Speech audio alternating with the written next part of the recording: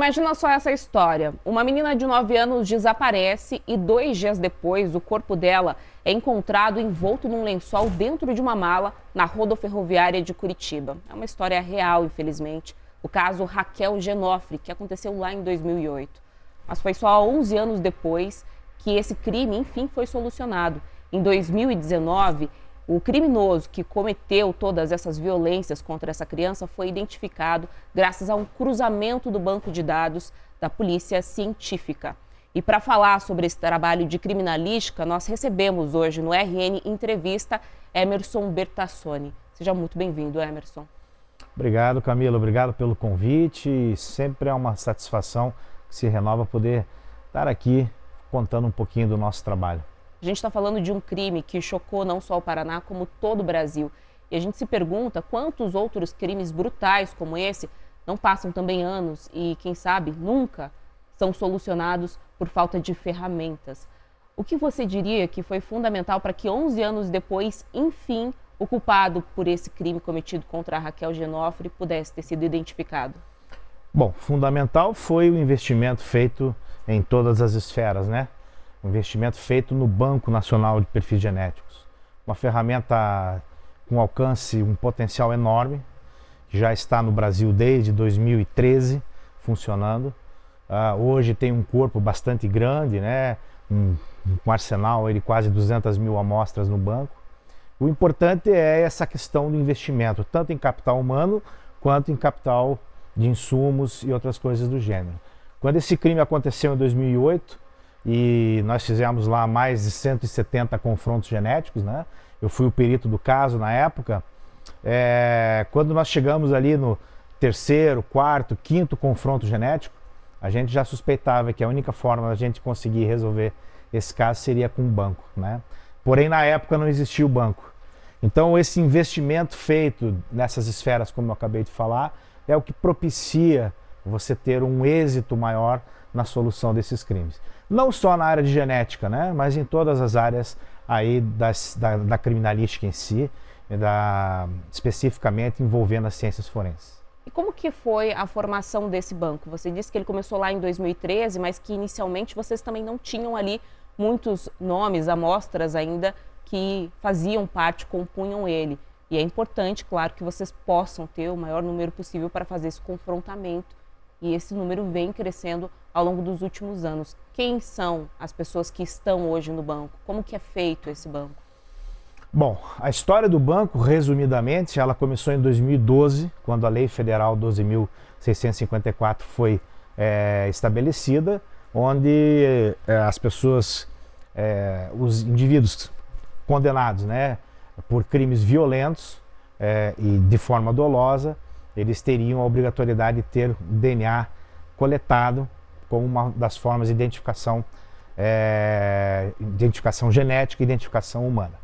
Então, de lá para cá, vencida essa barreira jurídica, né, nós temos uma Constituição bastante solista e preservacionista, né, que tem lá o artigo 5º que diz que ninguém é obrigado a produzir provas contra si próprio. Então, na verdade, constituiu-se essa barreira, passou-se essa barreira com a lei federal. E de lá para cá, de 2012, 2013 e 2014, esses 3 primeiros anos, foram se consolidando com as bases do banco. Que são as bases? Como vai funcionar, de que forma vai estabelecer, quem são os laboratórios que vão participar, né? Então, na época, começaram lá com aproximadamente 14, 13 laboratórios, talvez um pouquinho mais.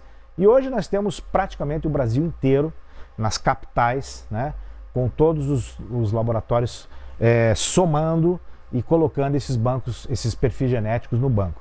Curitiba, o Paraná está desde o início? Curitiba desde o início, foi um dos primeiros, né? Isso é uma questão assim que a gente se sente muito feliz, né? Nós fundamos o Laboratório de Genética aqui em 98, começamos os primeiros trabalhos em 98, né?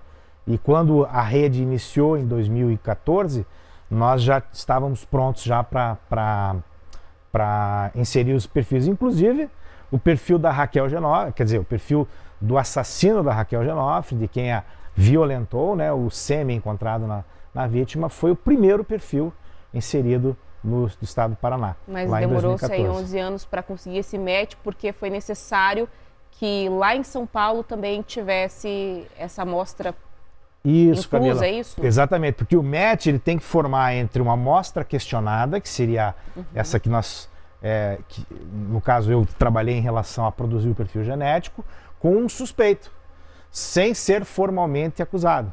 No caso, presos que estão nas penitenciárias do Brasil inteiro e de alcance em alguns crimes, né? Não são todos os crimes. Os crimes que eu falei, eles de morte violenta ou de ação violenta e intencional.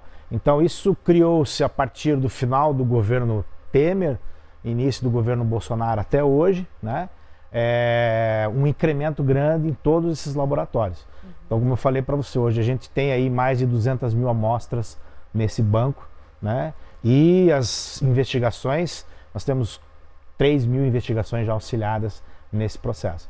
Então é uma ferramenta extremamente importante que o governo federal, que o governo estadual, em sua junção, investiu para dar esse resultado que nós tivemos aí. Ah, você pode perguntar assim, poxa, mas é um resultado tardio? Não é tardio. O nosso trabalho foi feito, né? Esse indivíduo, especificamente quem matou a Raquel, a Polícia Civil trabalhou muito bem nesse caso, né, junto com a Polícia Científica e outras forças de segurança, mas esse indivíduo não estava no radar da Polícia Civil, porque ele não deixava rastro mesmo, né? Então só foi possível nós termos a identidade desse assassino a partir da tecnologia do DNA, a partir do Banco Nacional de Identificação Genética. Ou seja, hoje outro criminoso com esse mesmo perfil, cruel como esse homem, que eventualmente cometa um crime como esse, muito provavelmente vai ser identificado de uma forma mais célere, porque essa tecnologia já existe, esse banco já tem muitos nomes ali inclusos. Camila, hoje não, já desde 2018, 2019, toda semana nós temos 2, 3 indivíduos sendo analisados e com perfis genéticos compatíveis. Pessoas que estão presas nas penitenciárias aqui do Paraná. Eu participei da coleta de uma das etapas das coletas de DNA. Nós coletamos mais de 5.600 presos na primeira leva. Presos que estão lá e que foram condenados por um crime diverso desse que nós descobrimos aqui fora. Então você acaba, nesse ponto, muitas vezes, desarquivando os processos no Ministério Público, na Justiça, e tendo uma solução para esses casos. Você falou sobre o fato de nós termos uma Constituição bastante protecionista, né? A gente não produz realmente provas, não somos obrigados a produzir provas contra nós mesmos, mas você vê alguma perspectiva no futuro de que a gente tenha a inclusão de mais pessoas, ou quem sabe até de toda a população, num banco como esse, que possa ser usado como ferramenta para a polícia? Olha, aí é uma questão de discussão mais ampla, né? Inclusive o STF está discutindo isso. Mas eu vejo assim, minha opinião, de anos trabalhando nisso, eu tive a oportunidade de implantar, junto com outros colegas, esse banco aqui no Paraná e toda a parte de documentação. Participamos efetivamente disso aqui no Paraná. Fomos um dos pioneiros a coletar material para esse banco, né, em relação à parte operacional. Mas assim, eu acho que estender para toda a população, não. E sim para aqueles delitos de grande monta e os de pequena monta. Hoje nós temos lá, só para você entender, nesse banco estão aquelas pessoas que roubaram, artigo 157. Roubo é mediante coerção, né? O furto não entra, porque o roubo mediante violência acaba entrando, intencional, acaba entrando nesse. Mas, por exemplo, você, incluindo o 157, que é o roubo, você tem aí 60% da população carcerária em 157, entende? Porém, não inclui o tráfico de droga, que é o 33. Então, que é outro grande, mas enorme espaço que a gente tem hoje de condenados no nosso país. Então, você acaba deixando de fora uma população que foi condenada por um tráfico de droga e que ali existem outros crimes que correlatos, derivam. Então, exato. Mas, como eu disse para você, a questão da prova, você tem que constituir a prova sem ela ser contaminada. Então a gente precisa ter o arcabouço legal e respeitar esse arcabouço legal. E quando você fala assim, Camila, poxa, Vamos estender para a população toda. Aí tem uma discussão ética nesse processo, né? Você gostaria de ter o teu DNA num banco de criminosos, num banco nacional, mesmo você não ter cometido nenhum crime? Será que seria interessante isso? Nós não vamos conseguir pegar esse DNA e descobrir outras coisas genéticas suas. Isso não vai acontecer, né? Nem ferramentas para isso a gente acaba tendo nesse processo. Muita gente discute isso da parte ética. Eu vou coletar teu DNA, mas eu posso saber se você tem predisposição a doenças genéticas, como a Coreia de Huntington, que você morre ali aos 50 anos de idade, né? Então, assim, o problema é esse, é uma discussão ética. Eu acho que deveria expandir para os crimes de pequena monta e grande monta, como é nos Estados Unidos, né? Como são os laboratórios que envolvem esse ponto aí. Mas isso é uma discussão bastante grande.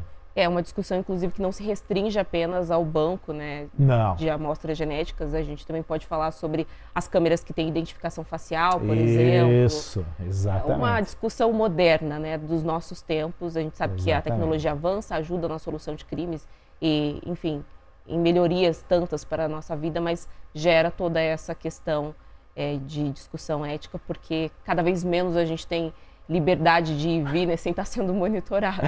Verdade. Mas você falou uma coisa que me chamou a atenção, que é produzir prova sem que ela seja contaminada. E é importante aqui a gente dizer que estamos falando, né, do trabalho da criminalística, da polícia científica, que envolve todas as ciências forenses. E eu vou usar aqui a minha colinha para lembrar quem está nos assistindo que o Emerson Bertassoni, ele é farmacêutico bioquímico pela UFPR, a nossa Universidade Federal aqui do Paraná, é mestre em Biologia Molecular Forense pela USP, a Universidade Federal de São Paulo, doutor em Genética Forense pela PUC aqui do Paraná, Pontífice Universidade Católica, e é perito criminal desde 1994. É bastante coisa. Inclusive, já estou na fase final para me aposentar, né? Vai conseguir se aposentar? Vou conseguir. Não sim. digo do ponto de vista realmente ali da nossa... Como que eu digo? Me fugiu a palavra. Camila, nós recebemos missões, né? Eu já fui diretor do Instituto de Criminalística, já fui diretor da Polícia Científica, já tenho mais de 7, 8 mil laudos assinados em DNA, fundei o laboratório de DNA aqui, fui presidente do Conselho Nacional de Perícia Criminal.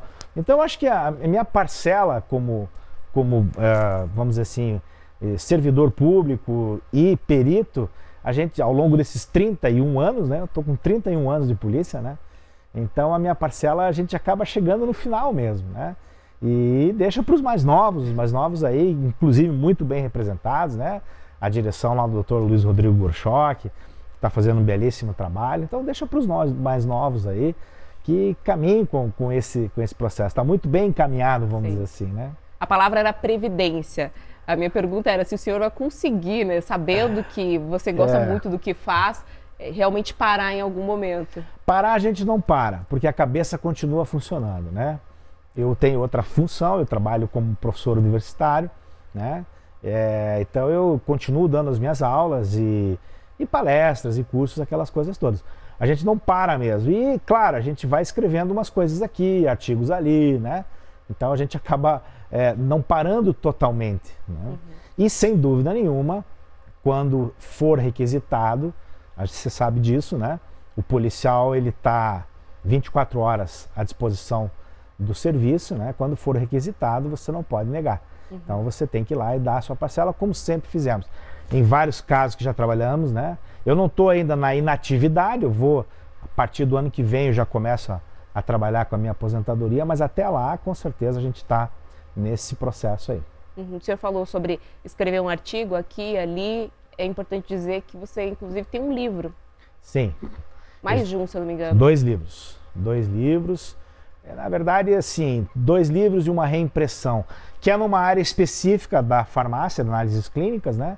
Que é a parte de hematologia clínica, né? Que envolve diretamente a parte forense, porque tem a hematologia forense, né? Então tem uma conexão bastante grande, inclusive com a biologia molecular. esse comprometimento, né, em deixar conhecimento para os mais novos, abrir espaço, inclusive, para as pessoas que estão começando nessa área, que é um trabalho, como a gente bem destacou aqui no caso da Raquel Genofre, essencial para a sociedade como um todo, é bastante evidente no seu trabalho. Professor universitário, escreveu esses livros e se mostrou aí preocupado com esse futuro. Conta pra gente qual que é a realidade hoje da Polícia Científica do Paraná. São quantos peritos que estão atuando? E a minha curiosidade, né? Todos eles estão gabaritados quanto o senhor? Ah, sem dúvida, sem dúvida, sem dúvida. A Polícia Científica, eu não sei o montante certo, né? Mas nós temos aí recompletado, ou em fase de recompletamento, né? Os quadros, né? Como eu disse para você, essa direção está fazendo um bom trabalho, um excelente trabalho nesse sentido. Os concursos estão vindo, né? Bem diferente de uma realidade que nós tínhamos lá quando eu assumi a direção, que nós tínhamos 19% das vagas ocupadas, né? Nós temos aí os cursos de formação pela Academia de Ciências Forenses, que são, na verdade, a escola de polícia, né? Que prepara esses peritos para trabalhar nas diversas áreas, né? Na medicina legal, na criminalística não, nos laboratórios envolvendo crimes contra a pessoa, crimes contra o patrimônio, acidente de trânsito, laboratório de balística. Então é uma escola que faz o preparo desses peritos para poder trabalhar, né? E na minha área específica, por ser farmacêutico bioquímico e ter enveredado para a de genética, nós temos, nosso laboratório aqui é um laboratório de excelência em DNA, né? Eu posso falar do DNA porque eu conheço muito bem, né? Então o capital humano que está investido lá dentro é de primeiríssima linha. Você não vai ver pessoas tão gabaritadas assim, tão facilmente, trabalhando num laboratório público, né? Nesse sentido criminal, porque nós temos vários colegas em laboratório público de altíssimo gabarito, mas criminal, nós temos ali um pessoal muito bem formado e com muita experiência. Porque essa é uma questão bastante interessante de se falar, né, Camila? Não basta você ser só uma pessoa bem formada, com seus pilares de formação técnico-científico. Você tem que ter experiência. E na nossa área de perícia, se você não souber falar, se você não souber escrever, se você não souber conduzir os fatos, você acaba cometendo erros, né? E erros para nós são uma palavra proibida. Nós não podemos errar. Por quê, Camila? Já explicando esse ponto. A prova material está no cerne do processo. A prova material, dentro da ação penal, ela está no cerne, não só na fase de ação, mas também na fase investigativa. O inquérito policial depende da prova e quando a ação penal, quando se destrava e vira ação penal, também a prova é o centro do processo. Então a importância e a responsabilidade que nós peritos temos nas costas é enorme, é muito grande. Um erro pode anular uma prova. Um erro você pode fazer muita coisa. Você pode anular uma prova, você pode deixar de ver uma evidência que culminaria na condenação do indivíduo, você pode deixar de ver ou ver coisas que não estavam ali e levar à condenação desse indivíduo. Então tudo passa, claro, pela fase adversarial, defesa e acusação, né? São a fase da ação penal, mas nesse processo ali a prova ela é definitiva. Como diz Aurílio Lopes Júnior, né? Tem prova, condena, não tem prova, absolve. Né? Não é tão simples assim, eu não sou nenhum jurista, mas a questão que as pessoas não conseguem entender e que não conseguem entender porque não vê isso, né? O imaginário social da população vê o crime acontecendo e a polícia civil investigando, que é a polícia judiciária. Mas por trás disso existe todo um arcabouço que a prova material vai trazer à luz a certeza, né? A dúvida além do razoável, né? A certeza de que você tem ali um processo pretérito acontecido de forma correta. A gente está falando de uma ciência. Exatamente. Existem várias provas. A prova material, tem a prova testemunhal, a prova documental, né? A cariação. Todas elas têm o mesmo peso, certo, Emerson? Juridicamente o mesmo peso. Qual é a diferença da prova material em relação à ação da polícia científica? Ela é científica. Então você consegue, através dos meios provocando os fatos, né, através dos meios produzindo as provas, você consegue contestar, você consegue reproduzir isso em outro laboratório. Sim. Né? Então, como ela não pode ser contestada, mesmo que uma testemunha tenha o mesmo peso, se ela prova que aquela testemunha está mentindo, ela consegue dar um outro destino para aquele caso. Porque veja só, vamos pegar o exemplo do DNA. Se dois perfis genéticos são homólogos, são iguais, você usa lá 23 regiões do genoma, qual é a chance de outro indivíduo escolhido aleatoriamente na população ter aquele mesmo perfil genético? 1 em, vamos lá, 300 quatrilhões de vezes. O que é 300 quatrilhões de vezes? Na tradução, impossível. Não é impossível, mas é. Exatamente. Né? Então, esse é um ponto que a matemática, quando junta com a biologia, faz o arcabouço probatório das análises de DNA serem extremamente robustas. Né? Então, esse é um ponto que a ciência faz, e isso vai para outras áreas também. Né? Nós temos o Banco Nacional Balístico, que agora o Paraná foi o pioneiro com o primeiro match. Né? De novo. Sim, porque o pessoal lá da balística está fazendo um bom trabalho. As armas que são frutos de crimes estão sendo coletados, os padrões, né? Isso está indo para um banco. É um banco, uma máquina que escaneia as imagens e deixa os algoritmos prontos para eventual confronto. Então existe um investimento muito grande em todas essas áreas, né? Para que a gente possa amanhã ou depois estabelecer todos esses índices de arcabouço probatório. Dentro das ciências forenses, você acabou de falar aí sobre a questão balística, por exemplo, né? Quais são as áreas que abarcam ali? Porque a gente fala muito sobre DNA, a questão balística também aparece, biologia molecular, né? Mas o que mais que está dentro de toda essa ciência? Você quer que eu cite as áreas? Isso. Bom, vamos começar ali com a medicina legal. Medicina legal, você tem duas áreas que são bem interessantes, que é o necrotério e a clínica médica. Necrotério são perícias envolvendo em pessoas mortas, né? São as necrópsias feitas ali pelos médicos legistas. Estabelece a causa jurídica da morte, estabelece a causa médica e estabelece a razão que eu falei no início ali de você responder um questionamento jurídico. Na clínica médica, você recebe vítimas de violência sexual, vítimas de violência doméstica, que o médico legista precisa tratar aquilo como uma perícia. O famoso exame do corpo de delito. Exatamente. O exame de corpo de delito ele é um termo mais abrangente, né? Então, você estabelecendo isso na clínica médica e na necrópsia, você tem esses eventos da medicina legal. Dentro da medicina legal tem a antropologia.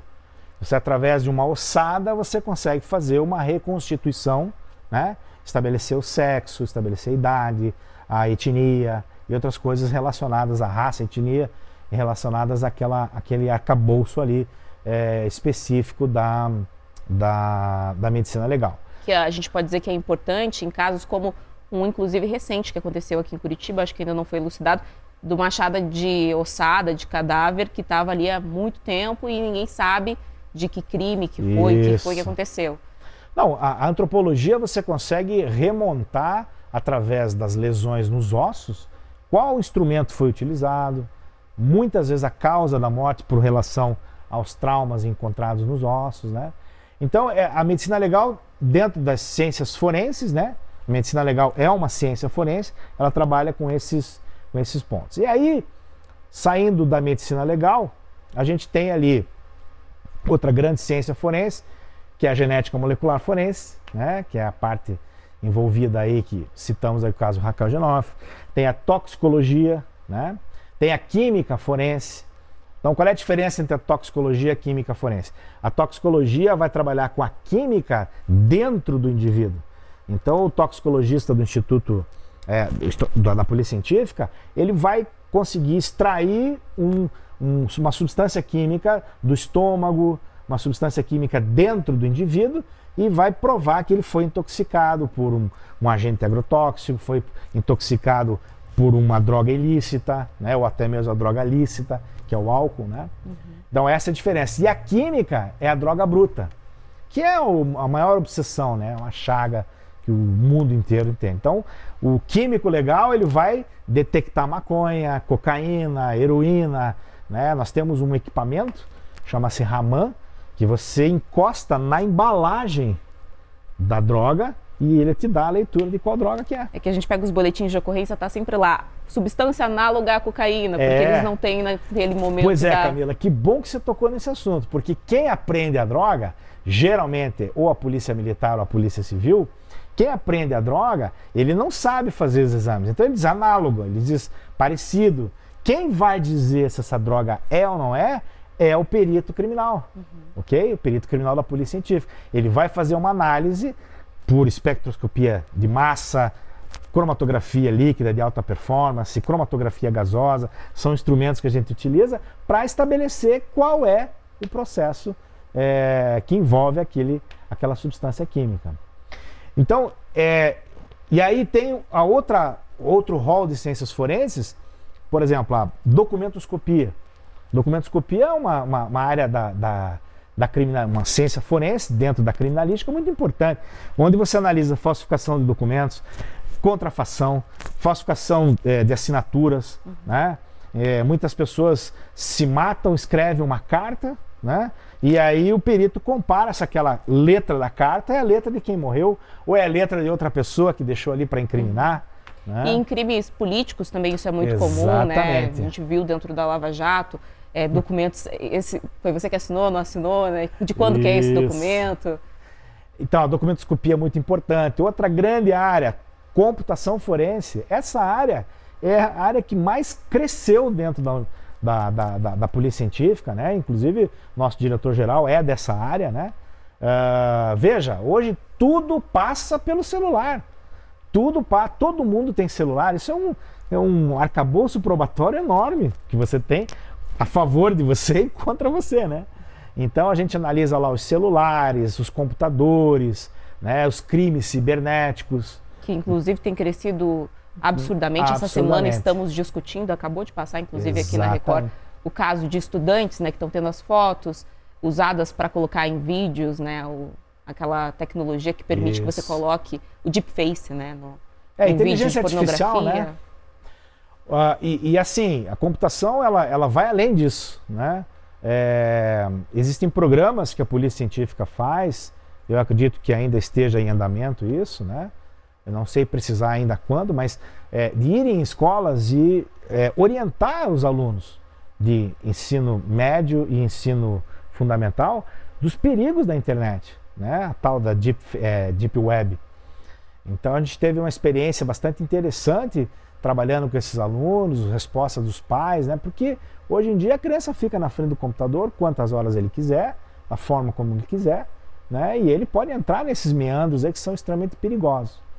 Depois da computação tem a balística, né? Depois que eu falo só no elenco, né? Não que uma seja mais importante que a outra. Tem a balística. A balística é um laboratório importantíssimo, né? E isso a gente fala lá em exames de armas, munições, confronto balístico entre projéteis e entre estojos, né? Isso é uma coisa que hoje não, sempre foi trabalhado como um divisor de águas dentro da criminalística. E nessa rabeira tem a parte de identificação de veículos roubados, que é o setor lá de identificação de veículos, né? Adulteração de número de chassi, número de motor, número de caixa.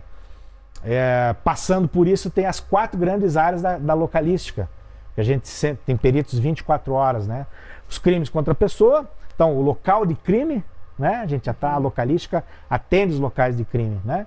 Então o local de crime, crimes contra a pessoa, crimes contra o patrimônio, acidentes de trânsito, delitos de trânsito e a engenharia forense, desabamento, explosão e outras coisas do gênero.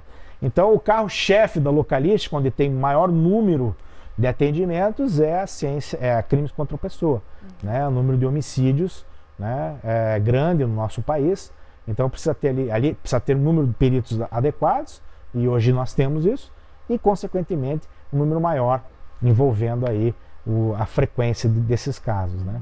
Homicídio, suicídio, latrocínio. Tudo isso vai para a localística. Tudo isso vai para a localística. Né? Invadiram tua casa, roubaram seus pertences, crimes contra o patrimônio, vai para a localística. Caiu uma ponte, explodiu, desabou um prédio, vai para a engenharia da localística. E qual que é as ferramentas que vocês têm dentro dessa área em específica para solucionar essa grande quantidade de crimes? Nós temos vários equipamentos, né? Nós temos um scanner de local, né? Um scanner que faz a recuperação daquela imagem do local. É aquela chamada perícia inicial que vocês fazem quando chegam lá, né? A gente está lá no local do crime, espera a chegada da perícia. É esse trabalho que vai ser feito inicialmente. Exatamente. Nós temos a luz forense, nós temos todo o aparato para se fazer a coleta de material biológico, para depois encaminhar para os laboratórios, né? E se me permite a parte disso, né? Porque você veja, as pessoas olham, tem a localística e os laboratórios, e acham que isso são trabalhos separados. Eles são integrados. Que o perito de local colhe a evidência, colhe o vestígio e encaminha para o perito de laboratório. Né? São trabalhos especializados, mas é a sincronia de todos eles, ou o cruzamento que leva a uma conclusão. No caso Raquel Genofre, quem coletou a amostra na vítima foi um médico legista, e encaminhou para o laboratório de DNA e lá nós fizemos as análises. Então existe uma imensa integração entre esses partícipes, esses peritos criminais, né? Tanto de local, quanto os de laboratório, quanto os que trabalham dentro do necrotério, da clínica médica, né? Tem odontologia também. Eu estava agora olhando aqui, acabei esquecendo de falar da odonto, né? Que tivemos a grata satisfação, quando fui diretor, de incluir essa área aí no nosso hall. Sim, nós temos os odontologistas, né? Que são importantíssimos aí na persecução criminal. Faz identificação humana, faz identificação de cadáveres, né? Através do odontograma, através de outras análises aí, e participam efetivamente na área de antropologia, junto com os legistas lá. Sim. E esse trabalho, como a gente vinha falando, ele evoluiu muito ao longo dos anos, justamente por conta dessa tecnologia, dessas novas ferramentas. E eu sei que vocês têm, inclusive, 2 robôs, né? Isso. O laboratório DNA investiu, nós fizemos um processo, né, de compra e aquisição, né? A questão aí de 5, 6 anos atrás. E nós temos lá 2 robôs, 2 máquinas. Eu falo robô porque elas pipetam, né? Então o Hamilton e uma outra máquina já um pouquinho mais antiga, né? Que faz ali o Janus, né? Que faz ali uma ajuda enorme para nós, né? E não só isso, nós temos máquinas que extraem o DNA, né? Inclusive uma delas foi um evento aí, foi o polo, né? De 2 dissertações de mestrado aqui na UTFPR, que é o Preceres, uma máquina que nós validamos aqui no Brasil.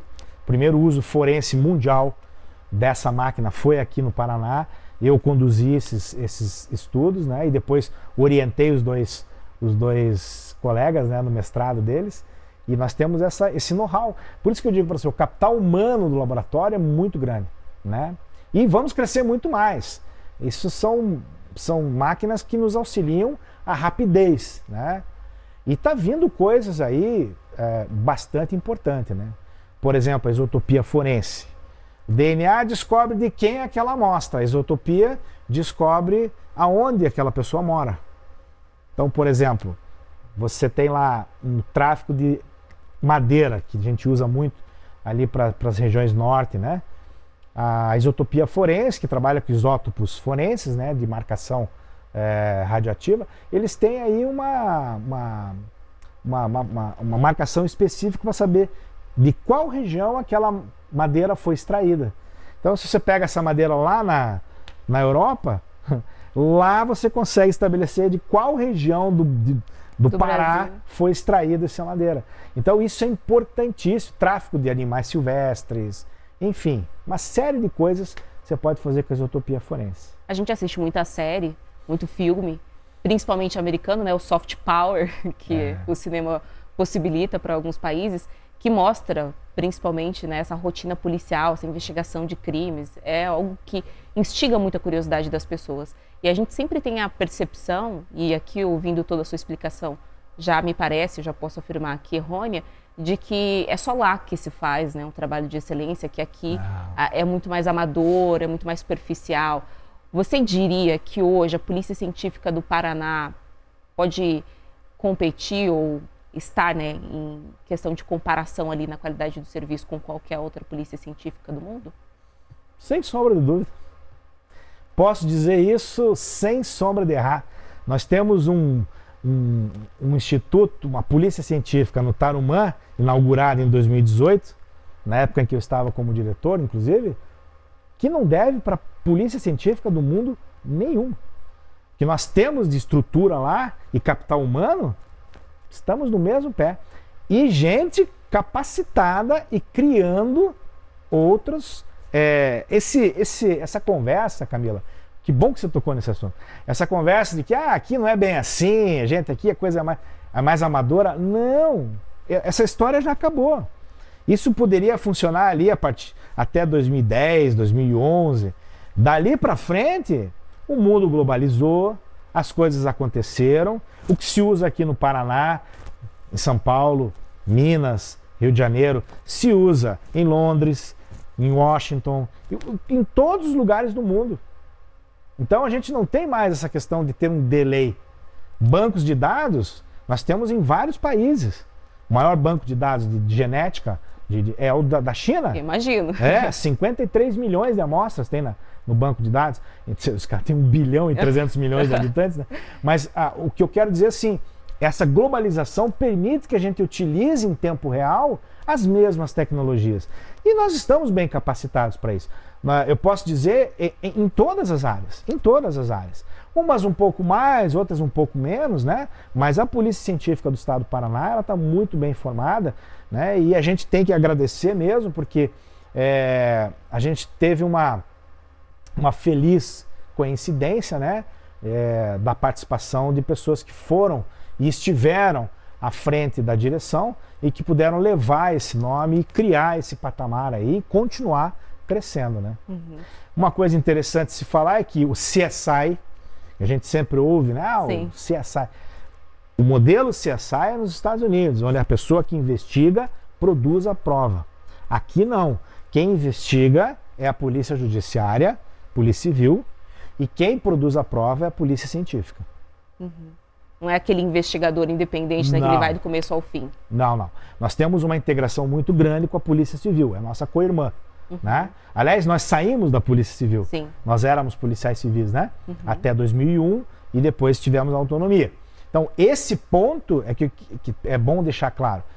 A Polícia Civil trabalha junto com a Polícia Científica. Vocês subsidiam eles no trabalho de investigação? Na parte de prova, de produção de prova. A investigação toda é presidida lá pelo delegado de polícia e, consequentemente, pela equipe de investigação. Uhum. Eles requerem de vocês o que eles precisam. Nós vamos nos locais, né? Os locais onde tem crime. A Polícia Científica e a Polícia Civil estão juntos.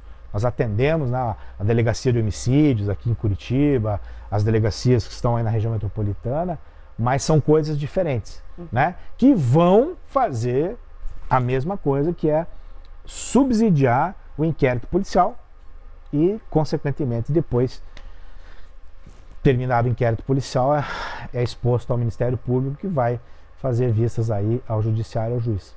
A gente está chegando quase aqui na reta final, Emerson, e o senhor falou já que já trabalhou muito, está pensando já a partir do próximo ano em se planejar para a aposentadoria, falou também que é professor universitário para além de todo esse trabalho que é feito ali na Polícia Científica, mas eu queria ir um pouco além, porque eu sei que você também tem um hobby e eu estou vendo que você está com uma camiseta de guitarra. É importante. O que é a guitarra na sua vida, né? Pensando, eu imagino que é um trabalho muito maçante esse também que vocês fazem na Polícia Científica. Deve dar ali uma sobrecarga mental, às vezes, lidar com tantos crimes. É exatamente isso, Camila. Eu usei durante... Bom, eu toco guitarra há mais de 30 anos. Não sou um guitarrista... Eu sou um guitarrista mediano para baixo. Devia ter trazido a guitarra para a gente poder avaliar, hein? Então eu uso a música como um escape mesmo, né? de todas. A gente só trabalha com desgraça, né, Camila? Então foram 30 anos aí. Nós temos uma banda aqui, a De Fato, né? Deixa eu fazer uma propaganda aí, Fique à né? vontade. A banda De Fato aí, a gente montou essa banda. Então eu uso o meu conhecimento musical pequeno, né? Como um escape aí para, obviamente, para dar conta, né? De todos os percalços que a vida nos traz, né? Então esse hobby é um hobby que me traz muita satisfação, né? E que a gente usa, obviamente, como uma fonte alimentar para esquecer um pouco as coisas que nós temos, que nós vemos, né? E que trabalhamos com ela e viver um pouquinho melhor, uma qualidade de vida melhor. E o que vocês gostam? O que vocês tocam? Nós tocamos rock and roll e tudo que conversa com rock and roll. Então, tem músicas autorais ou tem não, artistas? Nós vamos iniciar a parte autoral, mas por enquanto é só cover. A gente está entrando aí no cenário de Curitiba aí, né? Já alguns shows agendados. Tá bem legal, tá bem interessante. Eu sempre peço aqui para os nossos entrevistados algumas sugestões. É uma forma da gente conhecer um pouco melhor vocês, né, a fundo, mas também é uma forma da gente subsidiar quem está nos assistindo sobre um pouco mais do que a gente está falando aqui, então aprofundar esse conhecimento, mas para além disso, né, outros conhecimentos que a gente possa ter aí e levar para a vida. Então eu vou começar do lado inverso, vou pedir primeiro uma indicação sua musical, então. O que você indicaria, o que você gosta mais? Você quer se referir a bandas? Fica à vontade, pode ser uma banda, pode ser um músico. A minha banda preferida são duas, né?